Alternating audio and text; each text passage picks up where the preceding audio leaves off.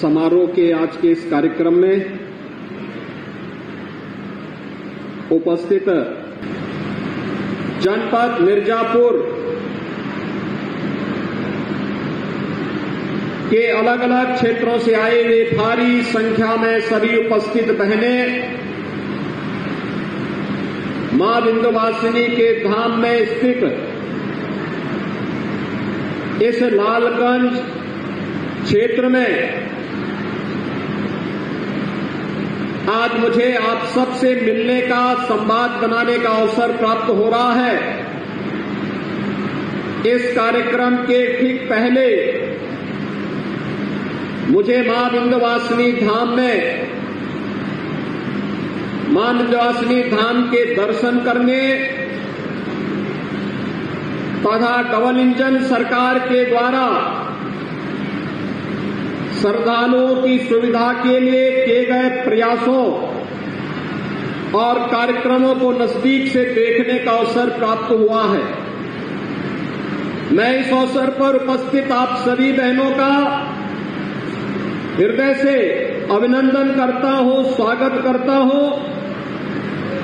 आज मिर्जापुर जनपद को पुनः 202 करोड़ रुपए की परियोजनाओं के लोकार्पण और शिलान्यास का सौभाग्य भी मुझे माननीय जनप्रतिनिधियों की उपस्थिति में प्राप्त हुआ है।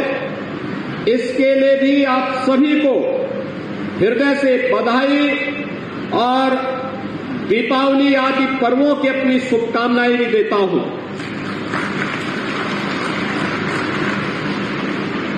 हम सब जानते हैं कि आधी आबादी को नजरअंदाज करके कोई समाज समर्थ और सशक्त नहीं हो सकता, और इस बात को नए भारत के शिल्पी के रूप में प्रधानमंत्री मोदी जी ने 2014 में स्पष्ट कर दिया था, जब उन्होंने बेटी बचाओ बेटी पढ़ाओ कार्यक्रम से इसकी शुरुआत की थी। इसके उपरांत अलग अलग कार्यक्रमों के माध्यम से आजादी के 70 वर्षों के बाद पहली बार देश के अंदर ये लगा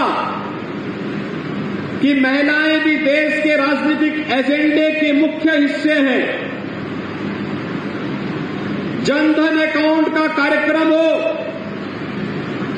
उज्ज्वला योजना का कार्यक्रम हो, सौभाग्य योजना के अंदर उन परिवारों को फ्री में बिजली के कनेक्शन देने का कार्यक्रम हो, या फिर 5 लाख रुपए की स्वास्थ्य बीमा का कवर और गरीब परिवार के पास अपना सिर ढकने के लिए छत हो, प्रधानमंत्री स्वनिधि योजना हो या प्रधानमंत्री स्वामित्व की योजना।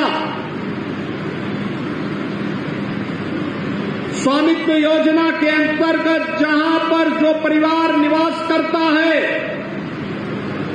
उस भूमि का मालिकाना अधिकार उस परिवार को उपलब्ध करवाने के लिए देश के अंदर चल रही एक अभिनव योजना। इन सभी योजनाओं को प्रभावी रूप से लागू करने के कार्यक्रम के श्रृंखला में देश की नई संसद बनने के उपरांत पहला सत्र केवल औपचारिक नहीं होगा, बल्कि देश की आधी आबादी को वर्षों से चली आ रही इसकी मांग को पूरा करने के संकल्प के साथ आगे बढ़ाएंगे। और प्रधानमंत्री मोदी जी के संकल्प के परिणाम स्वरूप देश की संसद में स्थानीय और पंचायत के निकायों की तर्ज पर लोकसभा और विधानसभाओं में भी 1/3 सीट पर महिलाएं चुन करके सांसद और विधायक के रूप में जाएं, इस अधिनियम को पारित किया। इसके लिए आदरणीय प्रधानमंत्री जी के प्रति आभार व्यक्त करते हुए मैं आप सबको हृदय से बधाई देता हूं, आप सबका अभिनंदन करता हूं। हम सब जान रहे हैं अधिनियम बनेगा महिला सशक्तिकरण के क्षेत्र में यह मील का पत्थर साबित होने वाला है। भारत वैसे भी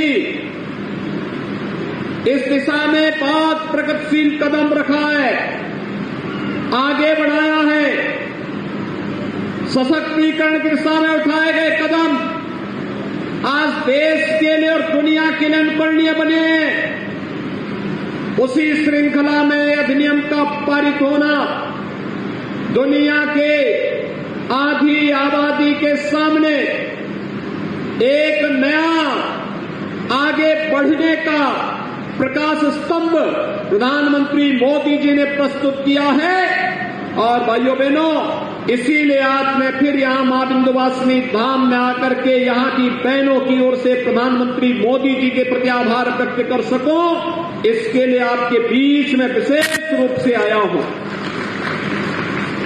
हमारा विंध्यवासिनी धाम नारी शक्ति के सशक्तिकरण का सबसे अच्छा उदाहरण है। याद करिए, एक साथ मां विंध्यवासिनी, मां अष्टभुजी और मां काली खो का एक त्रिकोण, याद करिए, महालक्ष्मी, महासरस्वती और महाकाली के रूप में हम सबको जीवन के समग्रता का दर्शन कराता है, हम सबको एक नई प्रेरणा प्रदान करता है और नारी शक्ति के प्रति यह श्रद्धा और सम्मान का भाव हम सबके मन में सदैव बना रहे। इसी के लिए मां विंध्यवासिनी धाम में इस अच्छे कॉरिडोर का निर्माण कार्य कराया जा रहा है।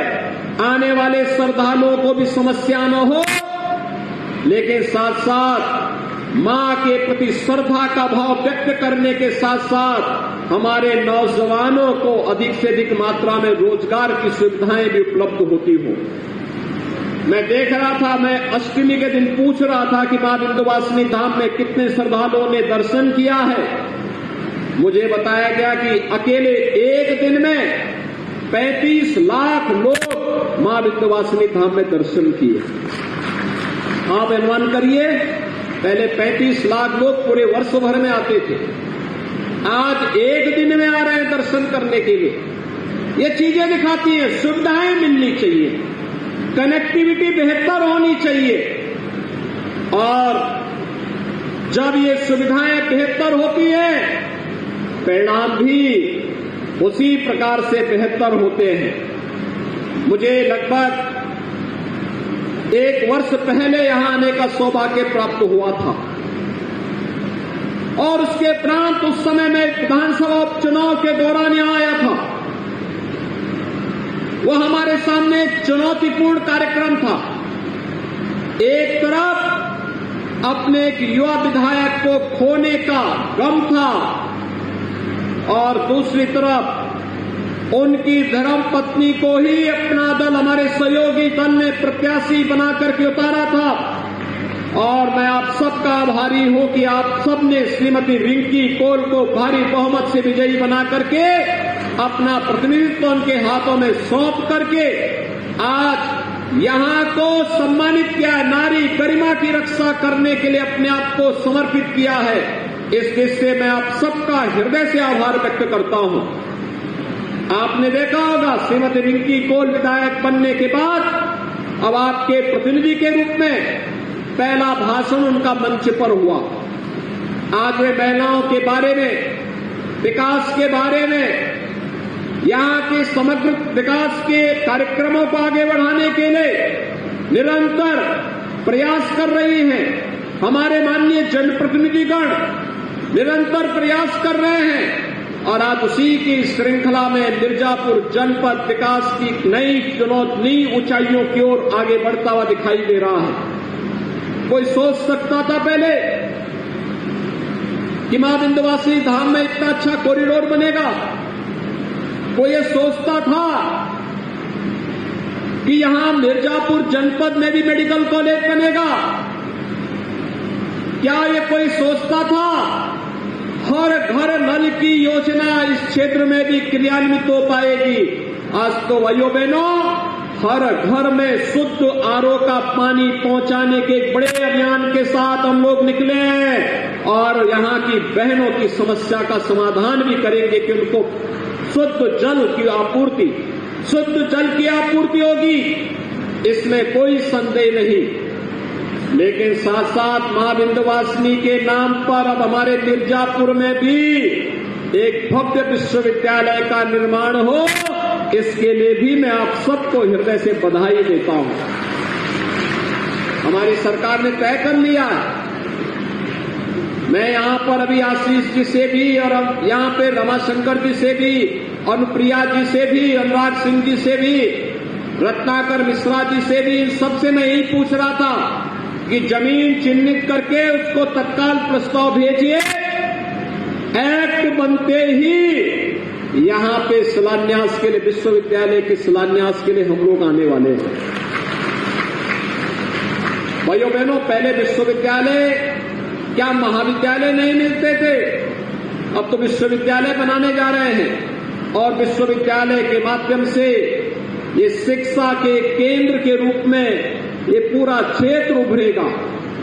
याद करिए ना, मां विंध्यवासिनी धाम का जो त्रिकोण है वह मां सरस्वती, महालक्ष्मी और महाकाली के रूप में ही प्रख्यात है। एक तो तीनों देवियों का आशीर्वाद यहां के माध्यम से हमारे संपूर्ण उत्तर प्रदेश पर बरसता है और हम लोग भी बार बार यहां पर मां का आशीर्वाद प्राप्त करने के लिए आते हैं। भाइयों बहनों, मैं फिर इस बात को कहने के लिए आया हूं, प्रधानमंत्री जी का जो संकल्प है, आधी आबादी का सम्मान हर हाल में होना है और आधी आबादी के सम्मान के लिए, उनकी सुरक्षा के लिए, उनके स्वावलंबन के लिए सरकार पूरी प्रतिबद्धता के साथ, पूरी ईमानदारी के साथ डबल इंजन की सरकार कार्य कर रही है और आज उसी के प्रति आश्वस्त करने के लिए मैं आपके बीच आया हूं। आपने देखा होगा डबल इंजन की सरकार ने जहां अनेक कार्यक्रमों को पूरी ईमानदारी और प्रतिबद्धता के साथ लागू किया है। मुझे अच्छा लगता है जब मैं मिर्जापुर और सोनभद्र जिलों में आता हूं, हमारी सरकार ने तय किया है कोल जाति का चेरो, कोल, कोड या फिर मुसहर, बनटांगिया, थारू, जो भी इस प्रकार की जनजातियां हैं, अनुसूचित जाति के लोग हैं, अति गरीब लोग हैं, जिनके पास अपना मकान नहीं है, प्रधानमंत्री आवास योजना में आच्छादित नहीं हुआ है, उसके लिए मुख्यमंत्री आवास योजना से एक एक आवास उपलब्ध करवाने का कार्य हमारी सरकार करेगी और सरकार ने अपने इस वायदे को निभाया है। हर व्यक्ति को आवास मिलना ही चाहिए। हर घर में स्वच्छता के लिए, नारी गरिमा के लिए शौचालय होना ही चाहिए। हर घर में शुद्ध पेयजल की आपूर्ति की व्यवस्था होनी ही चाहिए। हर परिवार में 5 लाख रुपए की स्वास्थ्य बीमा का कवर मिलना ही चाहिए। और सरकार की परीक्षा की कसौटी थी कोरोना कालखंड। आपने देखा होगा जब विपक्ष के लोग आराम कर रहे थे, अपने अपने लिए ही चिंतित थे, तब डबल इंजन की सरकार आपके हितों का संवर्धन करने के लिए फ्री में टीका, फ्री में टेस्ट, फ्री में वैक्सीन और फ्री में उपचार के साथ साथ फ्री में राशन की सुविधा का लाभ भी दे रही थी और आज भी दे रही है। भाइयों बहनों, हमारे लिए तो पूरा उत्तर प्रदेश ही परिवार है। प्रधानमंत्री मोदी जी के लिए देश की 142 करोड़ की जनता ही परिवार है और उनके लिए जिस प्रतिबद्धता के साथ वे कार्य कर रहे हैं, ये किसी से छुपा हुआ नहीं है। और इसीलिए भाइयों बहनों, आज मैं आपसे बताने के लिए आया हूं, सरकार ने इसी क्रम में जो योजनाएं चलाई, मुख्यमंत्री कन्या सुमंगला की योजना, मुझे अच्छा लगता है जब 6 चरणों में पैसा बेटी के खाते में जाता है, बेटी के जन्म लेने के साथ और बेटी के स्नातक तक की पढ़ाई में योगदान देने के लिए पहले 15,000 रुपया हम देते थे, नए सत्र में हम इसको 25,000 रुपया करने जा रहे हैं। 25,000 रुपये की राशि बेटी को मिलेगा। बेटी की शादी के लिए 51,000 रुपये की राशि सरकार दे रही है। मुख्यमंत्री कन्या सुमंगला योजना में प्रदेश की 17 लाख बेटियां आच्छादित हो चुकी हैं। यानी 19 में हमने प्रारंभ किया, अब तक 17 लाख बेटियों को इसका लाभ मिल रहा है। लेकिन साथ साथ मुख्यमंत्री सामूहिक विवाह योजना में अब तक 3,10,000 से अधिक बेटियों की शादी के लिए 51,000 हर बेटी की शादी के लिए भी सरकार ने उपलब्ध करवाए हैं। आप देखिए ना, पहले बेटियों की शादी के लिए गरीब के घर कोई जाता ही नहीं था, और आज जब सामूहिक विवाह की ये कार्यक्रम संपन्न होते हैं, कई मुख्यमंत्री, कई मंत्री, सांसद, विधायक, अधिकारी, ये सभी उस कार्यक्रम में भागीदार बनते हैं। ये बातें दिखाती है सरकार ने जो किया है पूरी ईमानदारी के साथ हर गरीब का भी सम्मान हो और हर बेटी को समाज सम्मान के साथ देखे।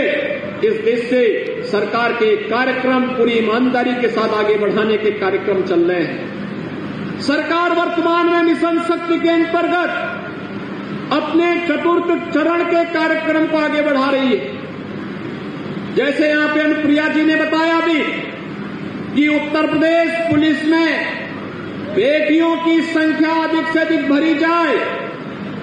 1947 से लेकर 2017 तक केवल 10,000 महिला कार्मिक उत्तर प्रदेश पुलिस बल का हिस्सा थी, और आज मुझे बताते हुए प्रसन्नता है उत्तर प्रदेश पुलिस बल में 40,000 महिला कार्मिक वर्तमान में कार्यरत हैं। ये 40,000 महिला कार्मिक प्रदेश में बेहतर कानून व्यवस्था की स्थिति बनाने के लिए, प्रदेश के अंदर सुरक्षा का बेहतर वातावरण बनाने के लिए पूरी प्रतिबद्धता के साथ, पूरी ईमानदारी के साथ कार्य कर रही है। और उसी श्रृंखला को आगे बढ़ाने के लिए सरकार ने तमाम अन्य क्षेत्रों में भी उनके लिए अलग अलग द्वार खोले हैं, अलग अलग क्षेत्र में वे आगे बढ़ सके। प्रधानमंत्री स्वामित्व योजना में उत्तर प्रदेश में 75 लाख परिवारों में अब तक घरौनी वितरण का कार्य किया जा चुका है। यानी ये 75 लाख परिवार में जमीन का मालकीन अब महिलाएं बन चुकी हैं। 55 लाख परिवारों को हमने आवास उपलब्ध करवाया है। इसमें भी हर 55 लाख परिवारों के मकान की मालकीन उस परिवार की महिला जो सदस्य है उसके नाम पर मकान भी उसे उपलब्ध कराया जा चुका है। भाइयों बहनों, सरकार के कार्य करने की इच्छा शक्ति होनी चाहिए। सरकार अगर दृढ़ इच्छा शक्ति के साथ आगे बढ़ती है, कोई कारण नहीं कि गरीब के पास उन योजनाओं का लाभ न पहुंचे। अवश्य पहुंच सकता है। पहले 300 रुपये की निराश्रित पेंशन दी जाती थी। आज मुझे प्रसन्नता है हमारी सरकार ने 300 रुपये की पेंशन की राशि को बढ़ा करके आज इसे 1,000 रुपया प्रतिमाह किया है। हर लगभग 30 लाख निराश्रित महिलाओं को हर वर्ष 12,000 रुपये की पेंशन की राशि हम लोग उपलब्ध करवाने का कार्य कर रहे हैं। ये सरकार की वह योजनाएं हैं जिन योजनाओं के माध्यम से हम उनके सशक्तिकरण के लिए, उनके सम्मान के लिए कार्य कर रहे हैं। 15 करोड़ गरीबों को राशन की सुविधा का लाभ उपलब्ध करवाया जा रहा है। और आज मैं आपके बीच इसी बात को लेकर के आया हूं कि प्रदेश में और केंद्र में दोनों सरकारें मिलकर के आधी आबादी की सुरक्षा के लिए, उनके सम्मान के लिए, उनके स्वावलंबन के लिए पूरी प्रतिबद्धता और ईमानदारी के साथ कार्य करेंगी। इतनी सुबह आप लोग यहां पर एकत्र हो गए और एकत्र होकर के इतने भव्य सम्मेलन के माध्यम से प्रधानमंत्री मोदी जी के प्रति आभार व्यक्त करने के लिए आए हैं। मैं एक बार फिर से महिलाओं को देश की संसद और प्रदेशों की विधानसभाओं में 33% आरक्षण की सुविधा प्राप्त होने के लिए आप सभी को मैं हृदय से बधाई देता हूं, अपनी शुभकामनाएं देता हूं और विश्वास व्यक्त करता हूं कि आने वाले समय में अधिक से अधिक संख्या में विधानसभा और लोकसभा में पहुंच करके महिला सुरक्षा, सम्मान और स्वावलंबन के लिए हमारी बहनें और मजबूती के साथ कार्य कर पाएंगी। एक बार फिर से मां विंध्यवासिनी धाम के श्री चरणों में नमन करते हुए आप सबका अभिनंदन करते हुए अपनी वाणी को विराम देता हूं। धन्यवाद।